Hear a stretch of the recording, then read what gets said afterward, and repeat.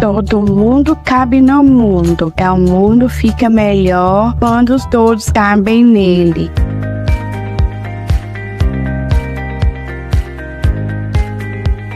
Inclusive, Luísa. Olá, pessoal! Estamos hoje aqui com uma pessoa muito bacana.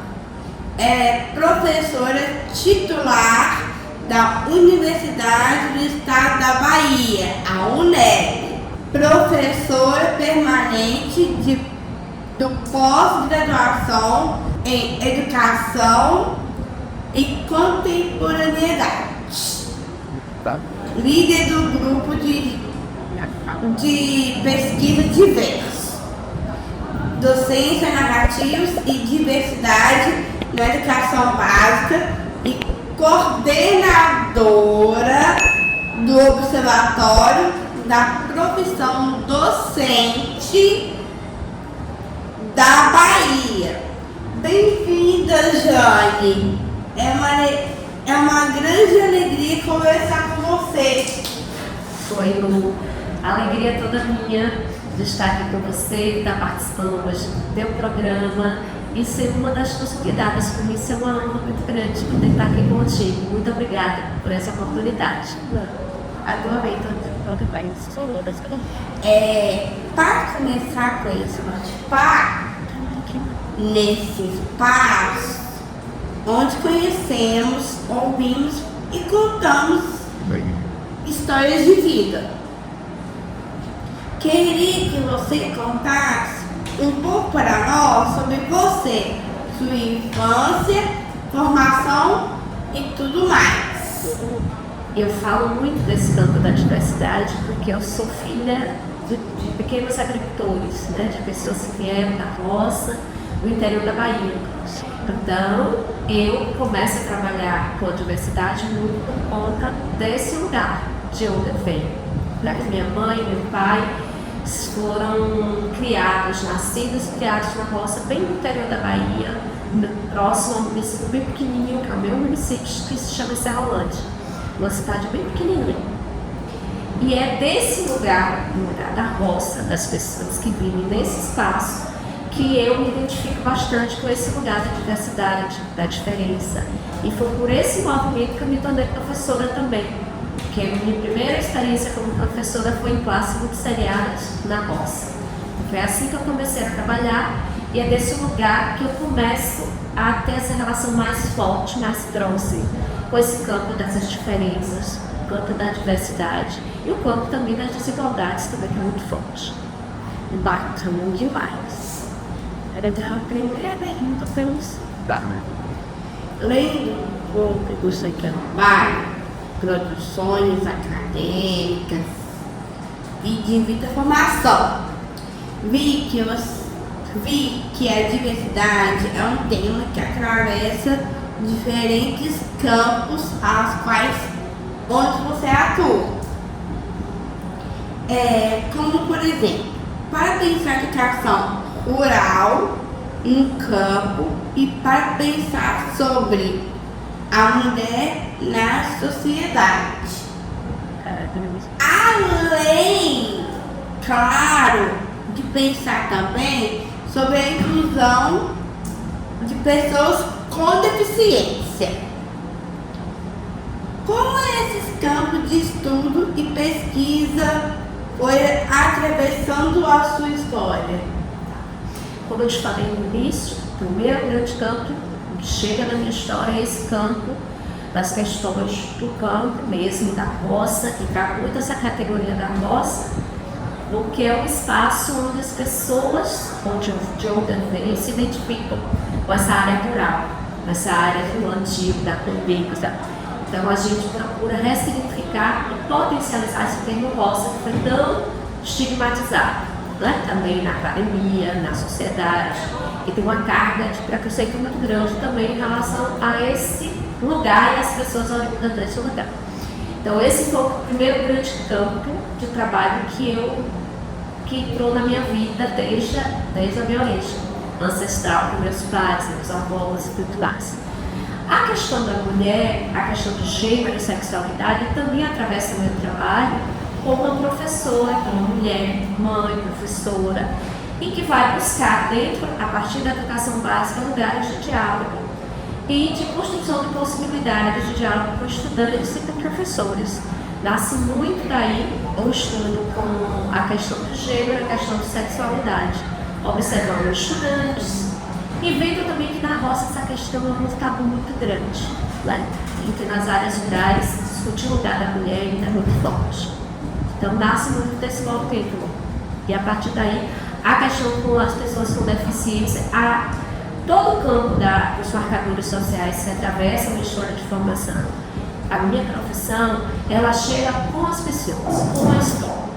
Então, a questão da deficiência vem no momento que eu começo a lidar com a escola básica. E aí, estes alunos estão batendo, estes professores estão lidando com esses alunos. Aí eles chegam e nos convocam a conversar sobre isso, a pensar também sobre esses aspectos. Entende? Trazendo o recorte de pensar o papel da mulher na sociedade, na história da social, temos visto que o cuidar da casa e dos filhos era delegado às mulheres. Por isso, existia uma visão de que as mulheres não precisavam se educar e se preparar para o mercado de trabalho. Na sua visão, como essa criação machista afeta as mulheres atualmente? Lu, assim como eu te falei, a minha família vem toda da roça, né? Então, eu cresci com um pai extremamente machista, com essa ideia de que a mulher foi feita para casar, para ter filhos. Só que também nessa cultura das pessoas das áreas rurais, nessa perspectiva da construção, né, social e cultural, eles acreditam muito na educação. Então, por outro lado, sempre achou que a gente precisa estudar bastante, que o futuro da gente é garantido muito por esse campo da educação. Então, eu como mulher encontrei a possibilidade de ingressar em um outro mundo, que é um outro mundo não machista, construída por a gente, a partir da gente, onde a gente quer estar, a partir dos estudos, a partir de muita leitura, a partir de muito encontro com esse campo do estudo, ele faz esse movimento. E hoje eu percebo com minhas alunas, com minhas estudantes, professoras, com as mulheres de uma forma geral, que elas hoje ocupam outros lugares e educam os seus filhos também de uma outra forma. Eu acho que isso é muito bacana. Não sei se você conhece a Chimamanda Freeman. A Chimamanda tem cartas para educar a filha a partir de meninas, a partir de uma outra sociedade, né? Então eu acho que é um pouco desse movimento que a gente vem fazendo. Já viu a Chimamanda? Eu comecei a ler a Chimamanda por causa disso. Então a Chimamanda fala muito disso, né? De como a gente pode potencializar esses lugares e a gente poder estar onde a gente quer estar. O lugar da mulher é onde a gente quer estar. Isso é tipo um charrão, mas é algo muito forte para a gente acreditar nisso. E penso hoje que as mulheres têm feito um papel muito forte, inclusive de educar outra sociedade de meninos e meninas. Eu tenho um filho homem e hoje a gente conversa bastante, porque eu tenho uma menina, tenho um menino, e hoje a gente conversa muito sobre isso. O que é hoje ele ser um homem, o que é a masculinidade hoje dentro da sociedade, não o machismo.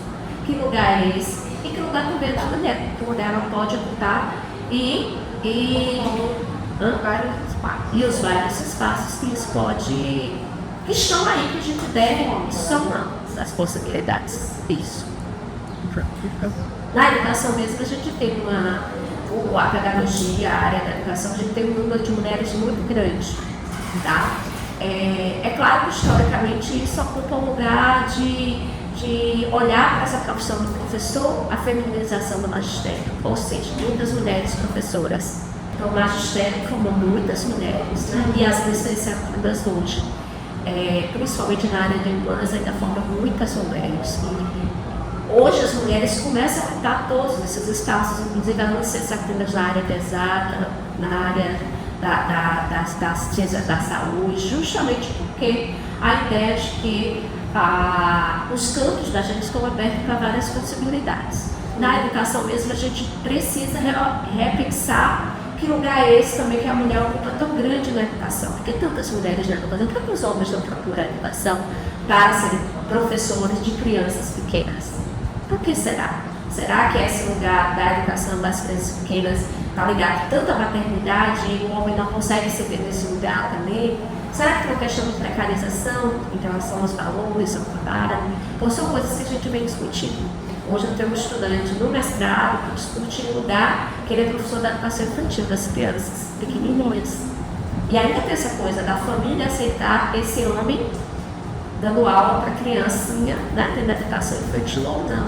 Então, eu acho que são discussões importantes para a gente estar construindo dentro dos espaços formativos, seja escolas, seja organizações, seja universidade, comunidade. Minha mãe também cresceu na zona rural, em uma fazenda. E você estuda sobre isso, né? Verdade. Sobre a educação em áreas remotas. Historicamente, a educação de qualidade chega com mais dificuldade em áreas mais afastadas no Brasil, como cidades do interior, zonas rurais e aldeias. Na sua opinião, quais políticas públicas ainda precisam ser desenvolvidas para que essa situação melhore? Hoje eu penso que assim, as políticas públicas, elas não nascem do nada, elas nascem por força muito grande dos movimentos sociais. Eles que mobilizam, né? É a força dos movimentos sociais hoje que mobiliza para muitas políticas públicas sejam pensadas e, sobretudo, sejam executadas. Tem muita política pública, às vezes, construída no papel e que necessariamente não está no lugar, no chão da escola, na prática. Então, eu tenho visto muito isso e lembro de uma experiência lá em 2010, que eu trabalhei com o pessoal dos movimentos sociais da terra, com o MST, com outros grupos, que eu gosto de trabalhar muito nesse movimento. Então, unidade, escola, universidade e vice-versa. Movimento circular onde a gente tem esse diálogo. Sim. E a gente fez um trabalho que é construindo diretrizes operacionais da educação no campo da Bahia, que é um documento de várias políticas. E a gente trabalhou com muita coisa, inclusive ouvindo professores, estudantes da comunidade, movimentos sociais. E várias coisas foram interessantes para a gente colocar nessa política, nessa construção desse documento, né, que é essa transformada em política pública. Isso já tem mais de 10 anos. A gente sabe que os movimentos sociais continuam trabalhando com uma força muito grande para implementação. Em 14 anos. 14 anos, com uma pandemia no meio, ainda dá uma quebra nesse tempo bem forte. Hoje a gente tem na universidade, eu não tenho trabalhado tão diretamente depois que eu vim para Salvador, eu comecei a trabalhar pelo canto mais das periferias, né, de outros espaços, mas tem ainda uma vinculação com as discussões do campo. Mas a gente tem um núcleo na universidade que tem trabalhado com a educação do campo, que é também vinculado. E hoje o que eu percebo de mais força e necessidade das políticas públicas da educação do campo para esses lugares e para os municípios que tem, né, a educação do campo, em áreas rurais, né, que eu venho chamando nos espaços da roça, das comunidades, das aldeias, dos quilombos. O que é que a gente precisa? São mais políticas de acesso e permanência. Porque acessar os espaços, ter estrutura, ter escola, ter formação de professor, trabalhar com condições de trabalho do professor, são todas políticas importantes. Só que se a gente não der acessibilidade, você sabe disso, né? Que a acessibilidade é fundamental. Te acompanhando nos podcasts, a gente ouve muito isso, esse movimento da inclusão e da acessibilidade. Dentro do campo, a gente precisa desse movimento da permanência, porque há uma ideia de que o sujeito, para ter outra perspectiva de futuro, ele tem que deixar o campo, ele tem que deixar a roça, tem que deixar o rural da cidade, como se a cidade fosse uma outra possibilidade de existência. E o campo também tem um potencial muito grande. Então, as políticas de educação do campo, as políticas de educação de uma forma geral, elas, ou na escola básica ou na universidade, elas precisam destinar esse movimento de acesso, de acessar a entrada, mas de acessibilidade também e de permanência. Como é que a gente pode trabalhar mais? E essa permanência envolve tudo. Formação de professor, estrutura, condições, né, e tantas outras coisas. Hoje em dia, que o estudante precisa e que o professor também precisa. Em seu trabalho, como professora, que forma, né, professoras, e também partindo do trabalho que faz as narrativas Histórias de Vida. Quais lições pode apontar como os possíveis para pensar a educação na diversidade? Hoje o que eu mais falo dentro de processo de formação é a gente trabalhar com o protagonismo dessas pessoas, né? Das pessoas que fazem parte desse espaço, né? desse movimento das diferenças, da diversidade. É a gente poder trabalhar a partir do potencial que essas pessoas possuem. Por exemplo, nas escolas, com os docentes que têm trabalhado com a escrita das experiências pedagógicas que os professores têm com esses estudantes.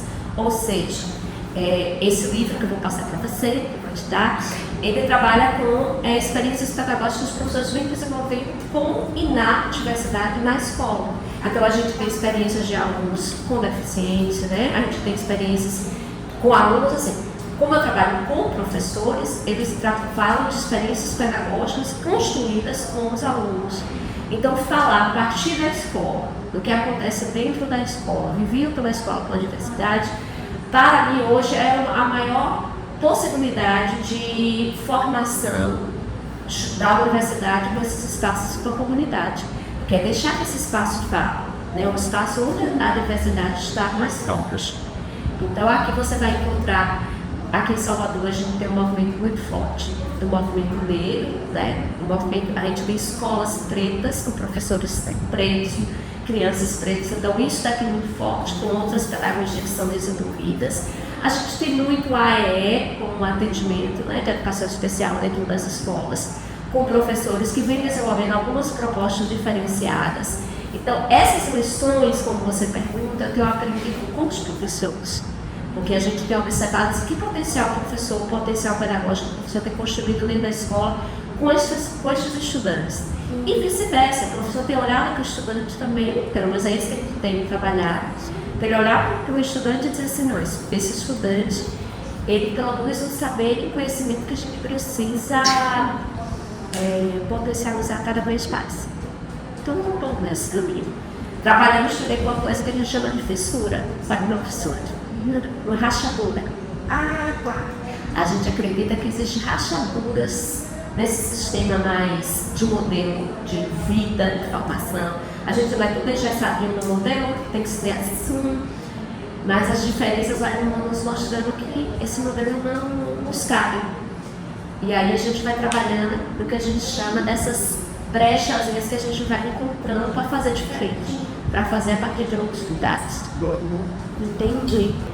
Quando eu estudava, tive apoio de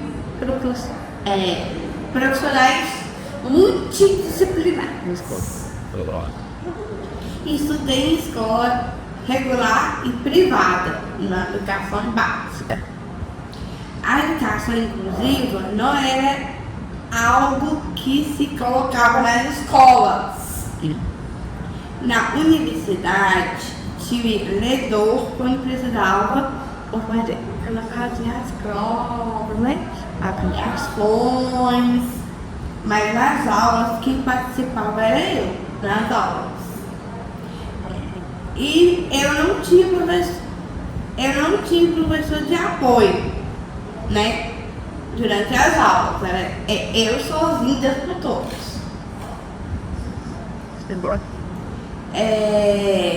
Em casa eu tive suporte de professor de apoio durante toda a minha formação da universidade e também eu precisei para terminar a minha pós-graduação.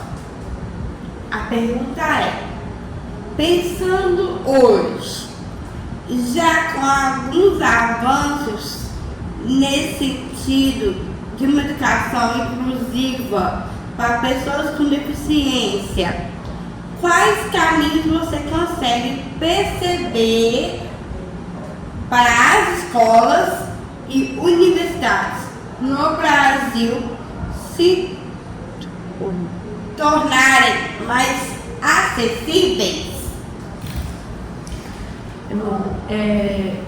Eu trabalho no curso de formação de professores aqui no programa também. E uma das coisas que a gente tem visto dentro do programa da acessibilidade, da inclusão, principalmente a inclusão de pessoas com deficiência nas escolas, na universidade, a gente tem uma demanda muito grande de formação, né? de preparar professores, e não é só nas escolas, na universidade também. A gente precisa, como professores, ter uma formação para poder, inclusive, criar espaços cada vez mais escassos de acessibilidade. Porque, para mim, a acessibilidade depende muito de como essa equipe de professores, de gestores, entende e compreende o que é. Porque, às vezes, a gente cria estrutura, mas a gente não tem pessoal que saiba lidar. Então, para mim, tudo começa numa formação, sabe? No sentido de que a gente crie outras formas e outros modos para que essas pessoas habitem essa universidade, habitem a escola. Hoje a gente tem um número muito pequeno aqui no programa de pessoas com deficiência. Eu acho isso muito ruim. Tá? A gente trabalha na perspectiva da diversidade, a gente tem um grupo aqui, você vai na tua roda de conversa quinta-feira, vai estar amanhã, vai estar a professora Jaciete, que é do Núcleo de Educação Especial aqui da UNEP. Então ela vai poder também conversar mais com você sobre algumas ações que tem aqui. Ela trabalha muito em diálogo com a gente, aqui do Diverso. E tem outra professora também, tem várias professoras aqui que trabalham com esse núcleo. E é nesse movimento que a gente vem dialogando com uma possibilidade, porque o que a gente percebe? A gente tem nas escolas básicas um número mais significativo, não suficiente, mas mais significativo de estudantes com deficiência. Quando começa a chegar o ensino médio, a gente já começa a ver uma redução. A entrada na universidade, a gente já vê da graduação, das graduações, que vai reduzindo, e na pós-graduação a gente já está no menor ainda. O que está acontecendo? Eu acho que a tua pergunta nos faz cada vez mais a gente pensar isso. De que maneira a gente pode criar movimentos para que as pessoas com deficiência e pessoas das minorias, seja elas, né, as outras que a gente tem, mulheres, negros, quilombolas, indígenas, né, possam acessar o nível de escolaridade que cada um deseja. Não que esses espaços sejam limitantes para as pessoas, mas se as pessoas coloquem a sua perspectiva, o seu desejo para isso. Então, hoje, no Diverso, no pesquisa, das ações que a gente faz, a gente tem buscado investir na formação. E essa formação, ouvindo inclusive as pessoas, por exemplo, a gente tem convidado pessoas que vivem esse universo e pertencem a esse universo, dos núcleos de atendimento à educação especial, ou pessoas com deficiência, que venham conversar conosco, inclusive para nos dizer o que é uma educação inclusiva, né? O que é que pensa sobre a educação inclusiva? Para que esse conhecimento e essa experiência, como está no teu livro, que o teu livro já serve para mim como uma referência, para a gente poder pensar como construir mais espaços inclusivos, principalmente hoje, eu digo, por estar mais presente na pós-graduação. Como é que a gente pode transformar e incluir mais pessoas nos grupos de pesquisa, nas extensões, nos movimentos dentro da universidade? Eu acho que isso é fundamental, é fundante. E a tua pesquisa me mexe para pensar mais ainda, né? Quais outras possibilidades a gente pode estar construindo nesse sentido. E de que maneira também ouvir pessoas desse movimento que você já vem fazendo há um longo tempo, como você vem contando, que possa estar, inclusive, falando sobre esses espaços e a construção desses espaços. Eu li um dos seus textos chamado Formação Docente no Ensino Fundamental Interfaces com a Diversidade. Lá você, junto com os coautores, apresenta estudos sobre como a formação inicial e a continuada dos professores são relevantes para trabalhar com a diversidade na profissão docente. Quais são algumas dessas interfaces na formação com a diversidade e trabalho com a inclusão? Bem, esse artigo que você leu, como você pega ali, ter conhecido esse trabalho, foi um artigo que a gente fez, eu e o professor Fabrício, da Universidade Estadual de Feira de Santana, a professora Ana Lúcia, que é aqui da UNEB, também faz parte do grupo de diverso. Um artigo que faz parte de um projeto grande que a gente tem sobre profissão docente na Bahia. Inclusive, é dele que nasce o nosso observatório da profissão docente, tá? Então, a gente fez uma pesquisa sobre a profissão docente na interface com a diversidade. Ou seja, de que maneira os professores vêm trabalhando, de que maneira eles constituem esse sujeito da diversidade. Então, a gente começou a pesquisar desde quem são esses professores. São mulheres, são homens, são negros, são pardos, tem deficiência, não tem. Tanto que nesse movimento em relação à deficiência, a gente só encontrou 2 professores, né? Nesse universo que a gente pesquisou. Não pesquisamos todos, nós pesquisamos alguns, pesquisamos um número interessante, professores aqui de Salvador, e um município do interior foi Jacobina. E essa pesquisa foi uma pesquisa piloto que a gente fez só por esses 2 lugares, tá? Inicialmente. Se você quiser depois, você pode observar lá no nosso observatório que tem um mapa, a gente fez um infomapa, aí você tem o mapa da Bahia, aí você clica lá em Salvador, clica em Jacobina, são as 2 cidades, e você vai ver quantas mulheres participaram, quantos com deficiência, quantos em relação à raça, quantos se tem indígena, se não tem, né, respondendo. Então, esse artigo nasceu, é um dos recortes desse trabalho. A gente acredita que a diversidade é uma dimensão da profissão docente. Não dá para ser professor, precisa entender a formação, condições de trabalho, questões estruturais, questões sindicais para poder você, né, se colocar enquanto profissional da área. Mas para a gente é constitutivo também a diversidade.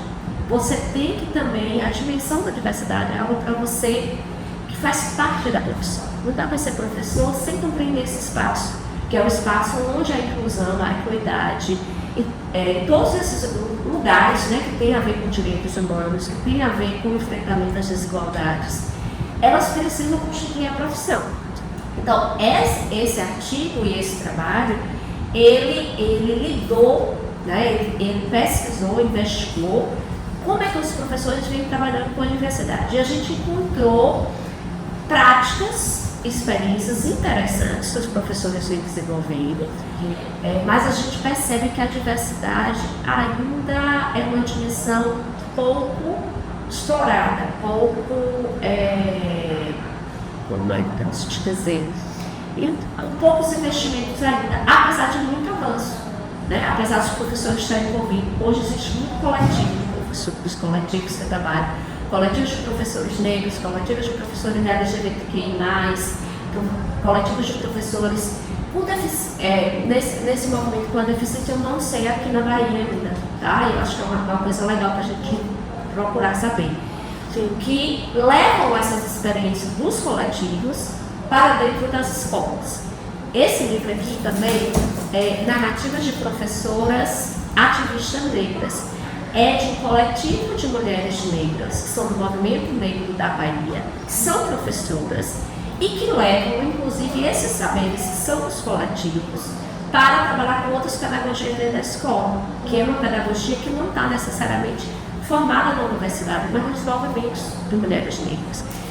É desses lugares que a gente tem falado das dimensões da diversidade, uma diversidade que é constitutiva do sujeito, né, a partir das diferenças, e uma diversidade que é constitutiva também da profissão, enquanto uma condição para você ser professor, para mim hoje, é você ter dimensão e formação e se inteirar dessas questões da inclusão. Você coordena um grupo de pesquisa na universidade chamado Diverso. Lendo sobre ele, vi que o grupo é constituído por pesquisadores e pesquisadoras. professores, professoras da educação básica, estudantes da graduação e pós-graduação e representantes dos movimentos sociais com o objetivo de articular as discussões sobre a profissão docente na educação básica e suas relações com a diversidade. Gostei muito de saber sobre o grupo, pois também atuo como profissional em uma instituição de terceiro setor, que promove a cidadania em suas diversas ações de lá. Comecei a exercer a minha profissão de relações públicas. Conte mais sobre o grupo e as pesquisas de vocês. Então, o Diverso, ele tem hoje, é um grupo de pesquisa que tem hoje mais de 20 anos, né? Porque eu tenho 23 anos já aqui na UNEB, não faço as contas. 23 anos na UNEB, e ele nasce muito assim no iniciozinho da minha carreira, mas não como Diverso, ele nasceu num grupo de pesquisa chamado Educação, Cultura e Linguagem. Quando eu cheguei em Salvador, várias possibilidades de trabalhar com diferentes pedagogias. A gente tem uma escola aqui muito interessante. Pode dar. Sei, você já está fazendo sua continha aí de quantos anos eu tenho. Mas, enfim, nesse caso, a gente trabalhou observando várias escolas aqui no entorno. A gente está num bairro aqui que se chama Cabula, né? Não sei se vocês observaram quando desceram aqui, tem várias comunidades aqui ao lado da universidade, a gente está dentro quase de uma comunidade aqui. E aí a gente foi observando várias escolas, né? O que é que as escolas têm. E o nosso grupo, ele nasce dessa questão, assim, a gente não define um marcador social para trabalhar. Você diz assim, a gente vai trabalhar com a deficiência, tem que trabalhar também com a deficiência. Né? Você vai trabalhar com as questões raciais, a gente trabalha também com as questões raciais. Isso não é loucura, trabalhar com vários marcadores? Não acho que seja. Por quê? Porque a gente trabalha dentro do Diverso porque a escola nos convida a conversar, a trabalhar junto, a trabalhar com. E são sempre desafios, entendeu? Então, o Grupo Diverso, com esse nome, e aqui em Salvador, mas também com o interior, a gente tem muito pesquisador do interior, muito estudante da pós, da graduação, que moram no interior da Bahia. Então, a gente tem trabalhado muito com as políticas da diferença dentro das escolas. Como é que chegam esses modos de habitar a escola a partir das diferenças que compõem os alunos, que constituem os professores, que são invisibilizadas nos currículos, no material didático, no fazer do cotidiano da escola.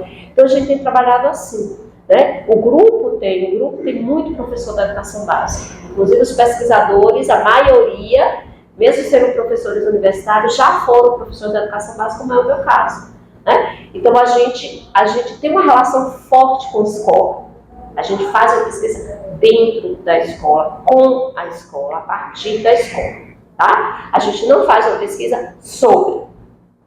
A gente não vai estudar sobre a escola. A gente convida a escola para estar conosco, tanto que a gente tem um coletivo hoje chamado, essa coleção que está aqui perto, que eu te mostrei assim que você chegou, é um trabalho feito com professores, né, todo escrito com professores, assim como você escreveu o seu livro. Eles narram, eles contam o que fazem dentro da escola. E a gente tem trabalhado na formação de nossos professores aqui, na formação inicial e continuada, com saberes, que a gente chama de saberes pedagógicos, construídos com os professores. Então, hoje no Diverso a gente tem algumas ações, como esse tipo de formação, que a gente trabalha com as narrativas dos professores a partir do seu protagonismo e de sua autoria dentro das escolas. A gente tem hoje um observatório de profissão docente, onde a gente está abrindo para as ações também na América Latina, de professores na América Latina. A gente tem diálogos com alguns movimentos sociais. Então, o Diverso hoje está dentro dessa perspectiva. E terminamos uma pesquisa, pelo menos uma parte dela, que é a profissão docente na Bahia, e estamos com outra agora, que é a formação docente em redes na América Latina, que é um pouco do movimento que a gente vem participando. Legal, topzera. Jane, você compartilhou comigo o link do Observatório da Profissão Docente. E lá encontrei muitos materiais interessantes. Porém, um deles me chamou a atenção, que foi um projeto de escrita de cartas a quem ouça ensinar com a diversidade. Gostaria que contasse um pouco sobre o observatório e sobre esse projeto das cartas em especial. Como eu te falei, o observatório nasceu de uma pesquisa, né? Daquela pesquisa grande. Era um dos nossos, eles chamam no CNPq, quando faz financiamento, produtos. A gente, né, tem alguns produtos e um desses era a construção de um observatório. E esse observatório online, a gente já tem ele como aplicativo, só que a gente não consegue ainda manter ele naquela lojazinha do Google Play Store, né? Porque ele precisa de recurso para a gente manter ele lá. Mas a gente tem como professor acessar a partir de um appzinho e baixar no seu celular, assim como ele entra através do site, aquele que eu te mandei, para você conhecer. Mas lá é um espaço do professor e de pesquisas também que dialogam com professores. Inicialmente ele nasceu para ser um observatório da profissão docente na Bahia, só que ele foi ganhando, né, outros lugares, né? Hoje em dia, como a gente está participando de uma rede ibero-americana de maestros e maestras que fazem investigação a partir da escola e apresentando um observatório, nesse último encontro que a gente teve na Argentina, professores da Colômbia, do Peru, da Argentina, pediram para participar também, que pudesse ser aberto o observatório para experiências, trocas de experiências. E a gente está fazendo esse movimento agora de abrir esse observatório para todo professor que queira se cadastrar e trocar experiências, ou por cartas, ou por narrativas, ou mandar a sua experiência para a gente publicar, ou por foto, através de imagem, um trabalho imagético feito na escola. Então, são várias formas que a gente tem criado com possibilidade de diálogo com o professor e também um espaço de autoria. Porque na hora que o professor produz, como você produz seu conteúdo, né? Não tem um espaço. A ideia é que o professor tenha um espaço que ele também produza o conteúdo dele e troque entre eles. Então, o observatório tem isso, e o observatório também tem pesquisas que a gente faz no universo com professores. Então, ele é um pouco desse lugar. Eu amei conversar com você e conhecer a sua história. Ela é inspiradora. Muito obrigada por sua participação. Mas, antes de encerrar essa conversa, inspirada no projeto das cartas para quem ouça ensinar com a diversidade. Quero deixar uma carta também para você, querida professora Jane. Gostei muito de conhecer através do seu trabalho na formação de outros professores e professoras das suas pesquisas, ainda mais agora com a nossa conversa. Fiquei motivada a lhe escrever uma pequena carta para quem ouça ensinar com a diversidade. Tanto por reconhecer seus esforços na formação docente, quanto pelas leituras no Observatório da Profissão Docente que compartilhou comigo. E lá encontrei esse projeto das cartas. Falar da diversidade e das relações, diferença para mim e é falar da minha história de vida. Sou uma jovem com síndrome de Down e fui a primeira pessoa com SD a me formar em relações públicas no Brasil. Uma das poucas também a alcançar o ensino superior e talvez a primeira a concluir uma pós-graduação, especialização. Um dado ainda muito distante do que o esperado e certamente do possível, pois nós, pessoas com deficiência, temos a condição e o direito ao acesso na formação e profissionalização como todo cidadão, né? Deveria. No meu livro, eu conto bastante sobre todo o meu processo de formação escolar até no mercado de trabalho e tudo que fiz, vivi e tenho feito até hoje. Claro que sei um dos privilégios que tive e gostaria que as mesmas oportunidades que me permitiram ser quem sou e chegar aonde cheguei fossem também disponíveis aos meus pares PCDs. Um desses privilégios foi ter uma intervenção precoce desde meus 15 dias de vida.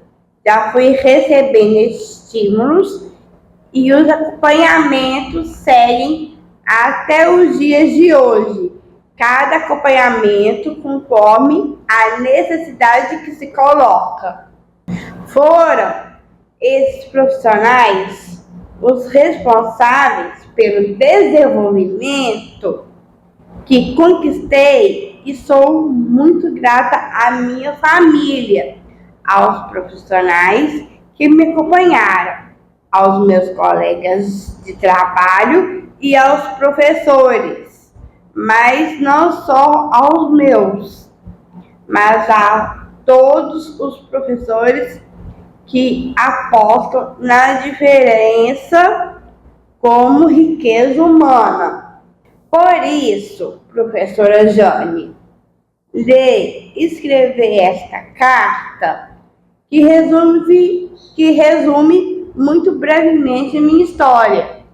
É uma oportunidade para não só lhe parabenizar pelo seu trabalho na formação de professores, outros preocupados com a diversidade nos cotidianos e salas de aula, mas também para reconhecer seu profissionalismo e, através de você, reconhecer a importância de todos os docentes e da educação na formação dos sujeitos, sobretudo na formação e garantia de direitos e acesso das pessoas com deficiência. Tudo bem, amei essa carta, amei mesmo, quero inclusive, depois você me envia a carta, tá? Para eu poder te responder, porque a carta é assim, né? A gente responde, dá o retorno, né? Esse texto tão bonito que você feedback. Que é esse texto bonito que você me mandou com tua história e com teus movimentos, que eu acho muito importante. Eu quero te agradecer por essa oportunidade, tá? Uma oportunidade para mim muito cara, muito rica, de poder conversar contigo, né? De poder falar um pouco dos nossos projetos e de poder pensar também, porque aqui falando, conversando sobre nossas histórias, a minha, a sua, a gente também se mobiliza a pensar o que é que a gente ainda pode, o que é que a gente ainda tem para fazer dentro desse campo da formação, dentro do campo da diversidade, o que é que a gente tem a aprender, inclusive com você, dentro desse trabalho. Te agradeço muito, é um prazer te receber. O Diverso está aqui de portas abertas para te acolher e acolher quem vem com projetos voltados para a inclusão, para o trabalho com a diversidade, com as diferenças, principalmente a partir da escola. Eu não sei muito. E tem que ter um abraço no final. Muito obrigada pela nossa conversa, por me receber tão bem, me apresentar a universidade que atua, seus estudantes, pesquisadores e pesquisadoras. Beijos carinhosos, Luísa Camargo. Tudo bem. Beijos a você também. Por hoje foi essa conversa maravilhosa. Até o próximo episódio, pessoal.